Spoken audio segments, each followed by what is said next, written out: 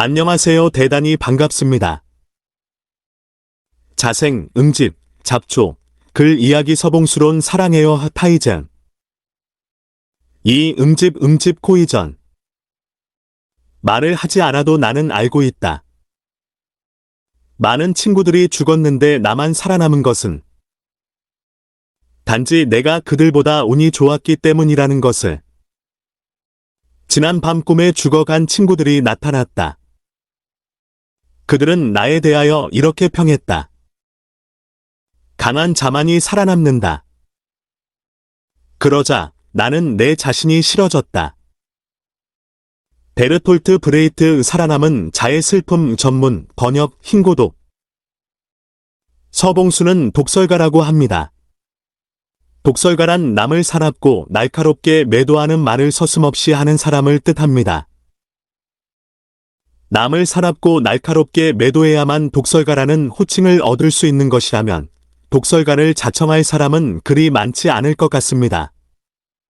그러나 그 말뜻과는 달리 독설가는 언변에 있어서는 허를 찌르는 말과 전곡을 찌르는 말을 거침없이 하거나 언중유골의 화법에 능한 사람을 지칭하고 행동에 있어서는 주류의 편입을 거부하고 부정을 역설하여 긍정을 이끌어내는 방골기질의 소유자를 지칭하는 게 일반적인 경향인 것 같습니다.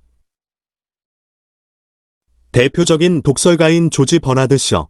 그는 노벨문학상 수상을 거부하여 독설가의 전형을 보여주었습니다.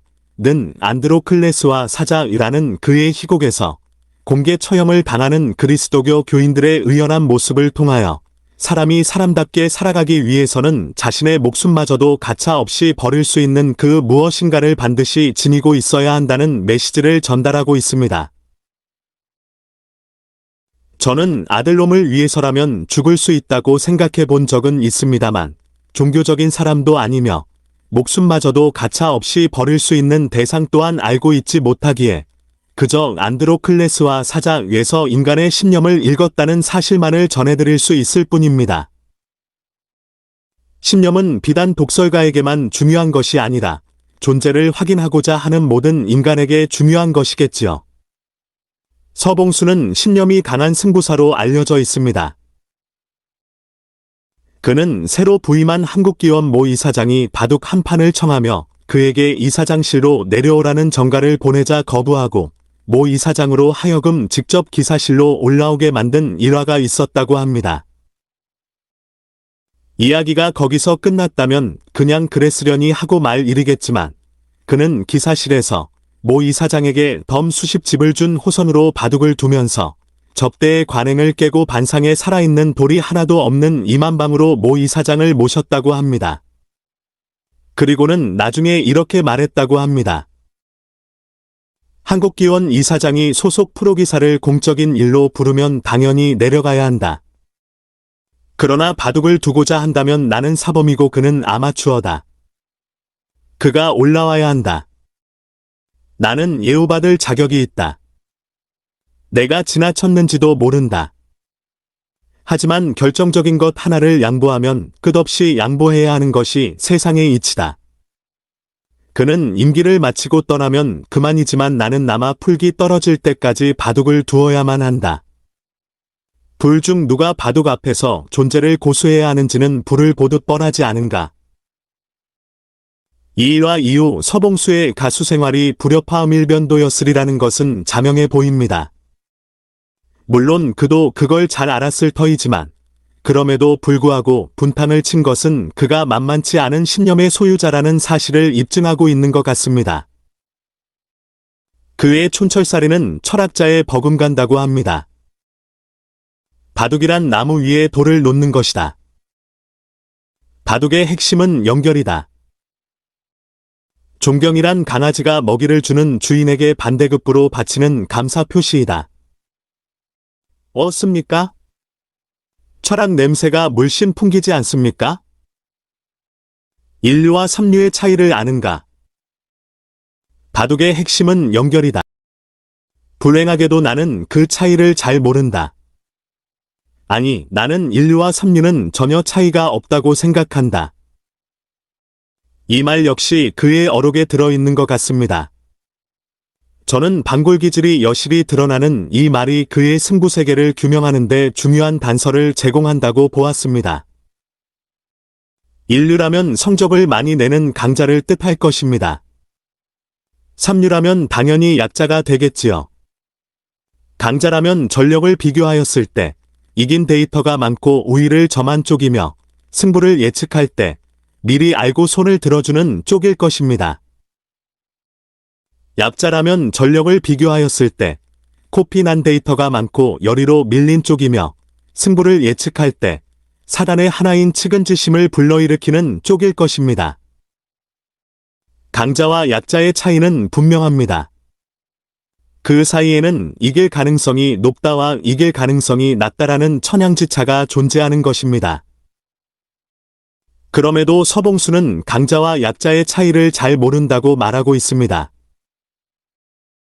저는 강자와 약자의 차이를 잘 모르는 것이 왜 불행한 것이 되는지는 잘 모르지만 승부로 잔뼈가 굵은 서봉수가 정작 강자와 약자의 차이를 잘 모른다고 말한 것은 도대체 납득이 가지 않았습니다. 그보다 강자와 약자의 차이를 더 잘 알 수 있는 사람이 과연 또 있는 것일까요? 더욱이 서봉수는 강자와 약자의 차이를 잘 모른다는 선에서 그치지 않고 아예 강자와 약자는 전혀 차이가 없다고 단언하고 있습니다. 인류와 삼류는 전혀 차이가 없다니요? 그렇다면 야전사령관과 흰고독도 전혀 차이가 없다는 말씀입니까? 예의. 저는 이 말을 자신감의 표출로 보았습니다. 그럴 리가요. 집문서를 걸고 바둑을 둔다면 흰고독의 9점을 깔고도 길거리로 나앉는 것은 시간 문제 같은데요. 저는 이 말을 자신감의 표출로 보았습니다. 저는 이 말의 근저에 그것의 원인이 승부의 의외성에 있든 약자의 절치부심에 있든 강자의 교만에 있든 때에 따라 승부는 객관적인 예측과는 반대의 결과를 낳는다. 그건 곧 승부를 겨루기 전에는 강자와 약자를 구분할 필요도 없고 구분할 수도 없다는 뜻이다. 차이를 알 필요도 없고 차이를 알 수도 없다는 뜻이다. 인류와 삼류, 강자와 약자는 언제든지 신세가 서로 뒤바뀔 수도 있는 것인데 길고 짧은 것을 대보기도 전에 짧다 혹은 길다고 말하는 것은 얼마나 경망스러운가. 바둑알을 굴리면 어느 방향으로 굴러갈는지 누가 안다는 말인가. 나는 강한 자신감이 깔려 있다고 보았던 것입니다. 하지만 그 걸로는 부족했습니다. 강자와 약자의 차이를 잘 모른다면야 트집거리가 될 수 없지만 강자와 약자는 전혀 차이가 없다고 단언한다면 반드시 물증이 뒤따라야 하는 문제이기 때문입니다. 저는 이 말의 진위를 놓고 고심하다가 가까스로 응집이라는 수식어를 떠올렸습니다. 응집은 분산 또는 용해되어 있던 물질이 한데 엉김이라는 뜻을 가지고 있습니다. 응집력이라고 하면 한데 엉기는 힘, 즉 끌어모으는 힘이 될 것 같습니다. 서봉수가 당구에도 일가견이 있는 것으로 알려져 있으니까 당구를 예로 들어 보겠습니다. 당구에 몰아친다라는 말이 있습니다. 단 한 번의 찬스에 쇼부를 낸다는 뜻입니다. 만약 100점 다마인 하수와 500점 다마인 상수가 당구를, 그것도 내기 당구를 친다면 10중 8구는 하수가 코피 납니다. 100점이 500점에게 삼짓돈으로 덤벼도 코피 나고, 집 판돈으로 덤벼도 코피 나고, 몸 판돈으로 덤벼도 코피 나고, 최후의 보루인 마누라 판돈으로 덤벼도 코피 납니다. 나중에는 쌍코피까지 납니다. 이렇게 하수가 일방적으로 코피 나는 이유는 하수가 3쿠션에서 발목을 잡히기 때문이기도 하지만 결정적으로 상수에게는 몰아치는 한 큐가 있기 때문입니다. 저는 120점을 치면서 짜다는 소리를 듣습니다. 언젠가 세미프로 700점인 당구장 주인의 꿰매 넘어가 내기, 개인 비용과 음료수, 당구를 친 적이 있었습니다. 애당초 이긴다는 생각은 없었습니다. 분수를 알아야죠. 그런데 열중하다 보니 제가 110점을 올리도록 그는 160점에서 똥을 뭉개고 있는 것이 아니겠습니까? 하륙의 생활 오래 하다 보니 별 희한한 경우도 다 보겠다고 생각하며 믿어지지 않는 현실에 희낙낙했습니다. 그런데 이게 웬 날벼락입니까? 한순간 700점이 공 2개를 코너로 몰아넣고 왔다리 갔다리 개다리 춤을 몇 바퀴 돌았다 싶더니만 그 길로 그냥 승부가 끝나고 말았습니다. 하아.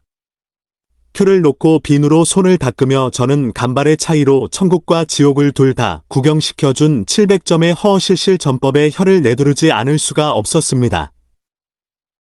당구의 조건과 바둑의 조건을 같은 선상에서 비교할 수는 없지만 응집력을 설명하기 위한 예로는 적절한 것 같습니다.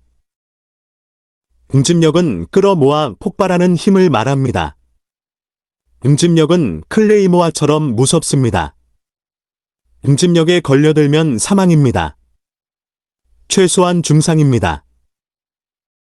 저는 서봉수가 강자가 아니라고는 단 한 번도 생각해 본 적이 없지만 그 자신은 일관되게 강자로 공인받는 것에 대한 미련을 버린 모양입니다.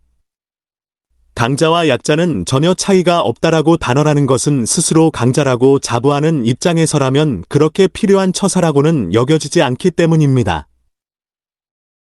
서봉수는 언제 터질지 모르는 휴화산처럼 잊을 만하면 한 번씩 끌어모아 폭발시키는 기절초풍할 용트림을 거듭해 온 승부사입니다. 응집력.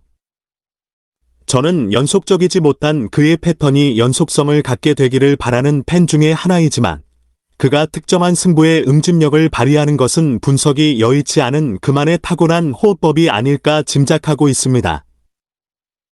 그도 자신의 호흡법을 알고 있었던 것 같습니다. 자신의 호흡법에 대한 확신이 있었기에 165, 365 다 때려치우라는 후끈한 속내를 그토록 자신 있게 내비칠 수가 있었을 것입니다.